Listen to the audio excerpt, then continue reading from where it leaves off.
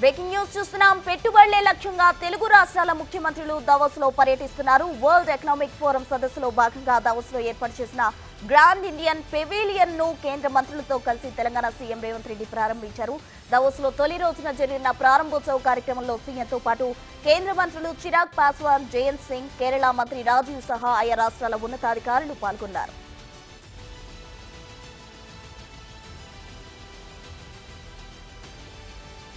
తెలంగాణలో పెట్టుబడులు పెట్టాలని పారిశ్రామికవేత్తలకు ఐటీ శాఖ మంత్రి శ్రీధర్ బాబు ఆహ్వానం పలికారు. సీఎం రేవంత్ సారథ్యంలోని తెలంగాణ ప్రభుత్వం ఐటీ, బయోటెక్నాలజీ, ఆగ్రో ప్రాసెసింగ్ తో పాటు స్కిల్ డెవలప్మెంట్ రంగానికి కూడా అధిక ప్రాధాన్యం ఇస్తుందని చెప్పారు. తలసరి ఆదాయంలో దేశంలోనే తెలంగాణ మొదటి స్థానంలో ఉందని గుర్తు చేశారు.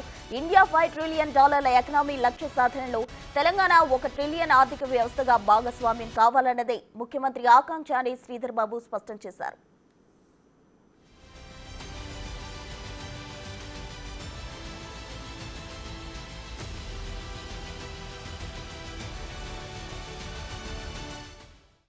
We grow, our nation grows, and under the leadership of our Chief Minister, we would like to see our state to be the number one in terms of technology, number one in terms of providing employment, in terms of skills, and also see that we would be the torchbearers and also lay a very strong foundation in terms of skill building for total India. Thank you for giving this opportunity.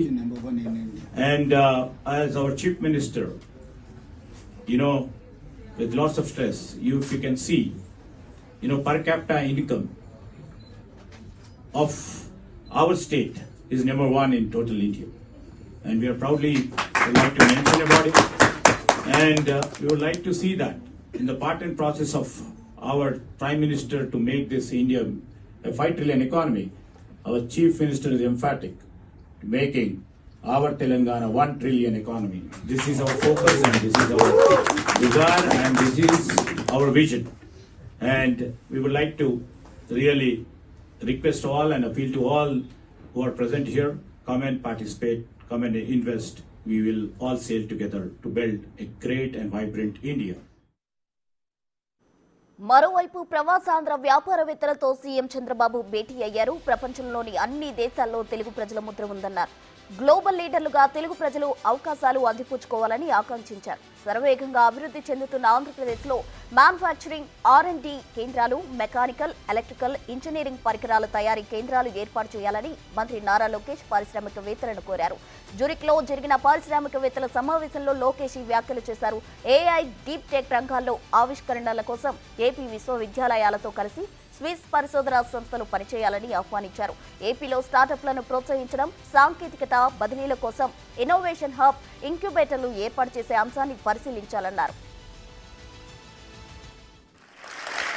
ఇంకా wealth క్రియేషన్లో ఇంకా ముందుకు పోవాలి, అది కూడా అవుతాం, నాకేం doubt లేదు దాంట్లో. ఎందుకంటే జూయిష్ పాపులేషన్ అంతా 1,20,00,000, ఇండియా పాపులేషన్ 145 కోట్లు ఇప్పటికి, తెలుగువాళ్ళ పాపులేషన్ 10 కోట్లు. తెలుగు వాళ్ళు ఒక 3-4 కోట్లు ప్రపంచం అంతా వెళ్ళిపోతే ఒక 2 కోట్లు ఇంకా మీరు ప్రపంచాన్ని అంతా మీరే దున్నేస్తారు, నాకేం అనుమానం లేదు. ఇప్పుడే అంటున్నాడు రామ్మోహన్ రావు, మీరు తిరిగి వచ్చేయండి అని. అదే మరి లోకేష్ గారు అన్నారు, మీరు వచ్చేసి డెవలప్ చేయాలని. నేను రమ్మనడం లేదు మిమ్మల్ని ఇక్కడే ఉండమంటున్నా, ఇంకా ఎక్స్పాండ్ కావాలని కోరుకుంటున్నా. నా విజన్కు వాళ్ళ విజన్కు అదే వ్యత్యాసం. నేను అనేది ఏంటంటే గ్లోబల్ లీడర్స్ కావాలనుకున్నాం. ఇంకా వెల్త్ పెట్టుబడులే లక్ష్యంగా తెలుగు రాష్ట్రాల ముఖ్యమంత్రులు దావోస్ లో పర్యటిస్తున్నారు. దీనికి సంబంధించి పూర్తి వివరాలు అందించేందుకు మా ప్రతినిధులు శివ అలాగే హరికృష్ణ సిద్ధంగా ఉన్నారు. ఇక తెలంగాణ సీఎం పర్యటనకు సంబంధించి పూర్తి వివరాలు అందించేందుకు మా ప్రతినిధి హరికృష్ణ ఉన్నారు. హరికృష్ణ, సీఎం రేవంత్ రెడ్డి పర్యటన ఏ విధంగా ఉంది, అక్కడ ఏ సంస్థలకు సంబంధించి పెట్టుబడులకు వాళ్ళు మాట్లాడుతూ ఉన్నారు? హరికృష్ణ, తెలంగాణ రాష్ట్రంలో అభివృద్ధి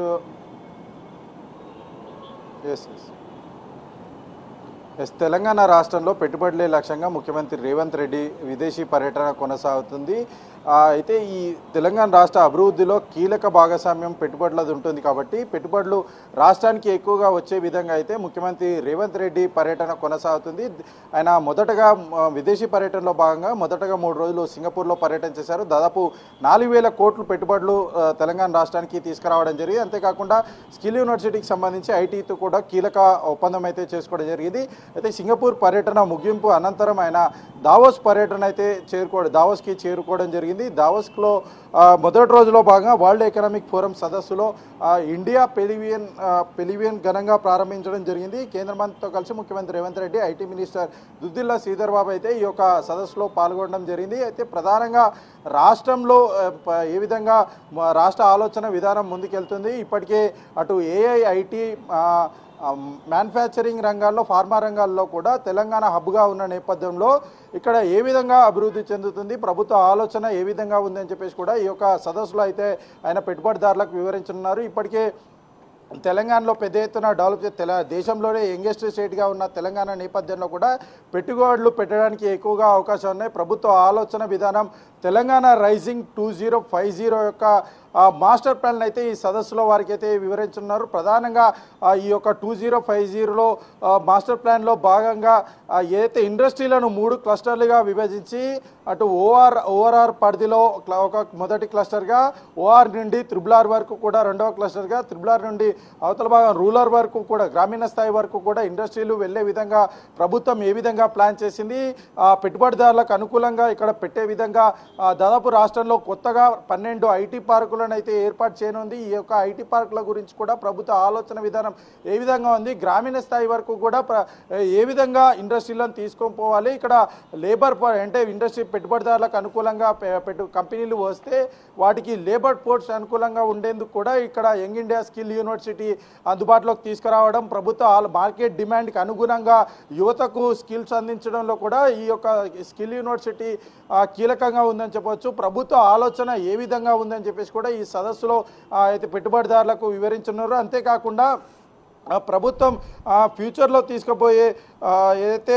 clean and green energy policy తీసుకొని రావడము, మూసి పునరుద్ధరణకు సంబంధించి ప్రాజెక్ట్ తీసుకోవడము, మెట్రో విస్తరణ, తెలంగాణలో అంటే గ్రేటర్ సిటీగా ఉండే విధంగా, వరల్డ్లో ఫస్ట్ క్లాస్ సిటీ ఉండే విధంగా ఎలివేటెడ్ కారిడార్ రోడ్లు, అంతేకాకుండా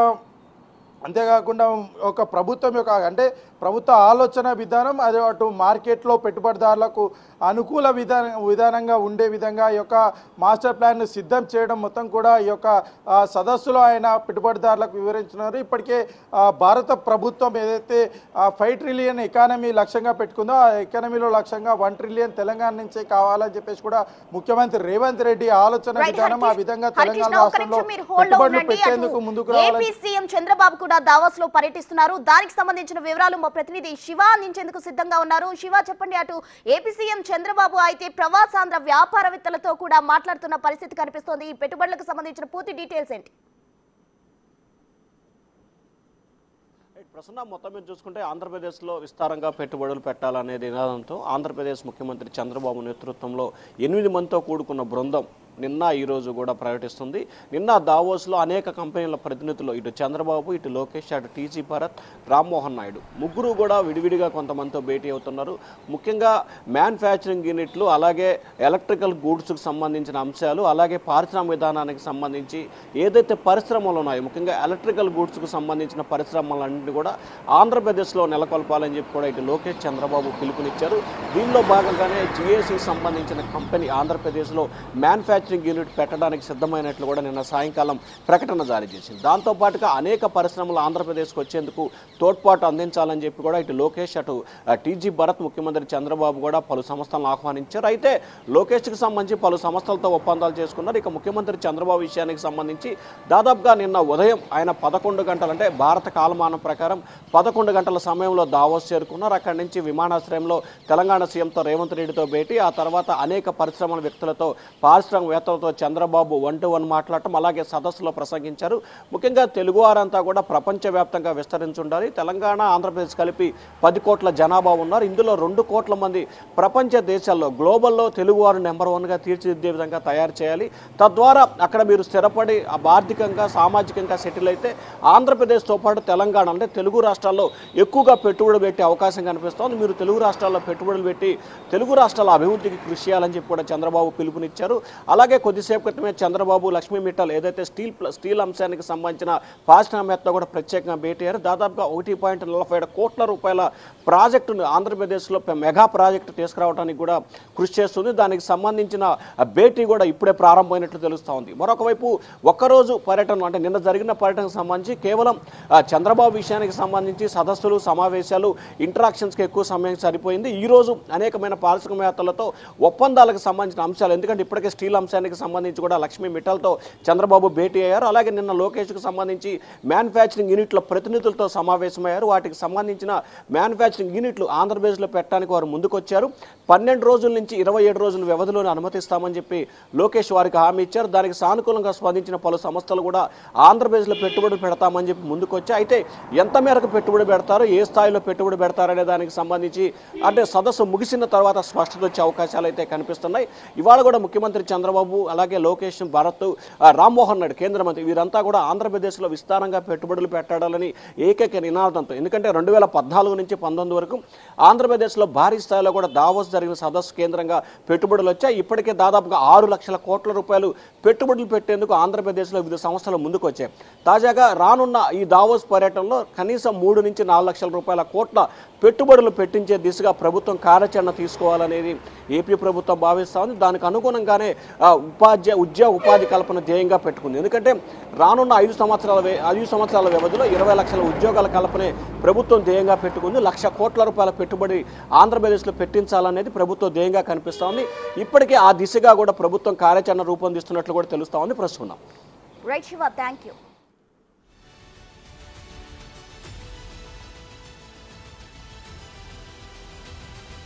ఇక దావోస్ లో ఏపీ సీఎం చంద్రబాబు అలాగే తెలంగాణ సీఎం రేవంత్ రెడ్డి పర్యటన కొనసాగుతూ ఉంది. అయితే తెలంగాణ సీఎం ఇండియన్ డాలర్ల కరెన్సీలో 5 ట్రిలియన్ డాలర్లలో ఒకటిగా ఉండాలన్నదే సీఎం రేవంత్ రెడ్డి ఆకాంక్ష అంటూ శ్రీధర్ బృందం అక్కడ చెప్పడం జరిగింది. మరోవైపు ఏపీకి సంబంధించి 3 నుంచి 4 లక్షల కోట్ల పెట్టుబడి తెచ్చే దిశగా అయితే ఏపీ సీఎం చంద్రబాబు అలాగే లోకేష్ అక్కడ వ్యాపారవేత్తలతో సమావేశం చేయడం జరిగింది.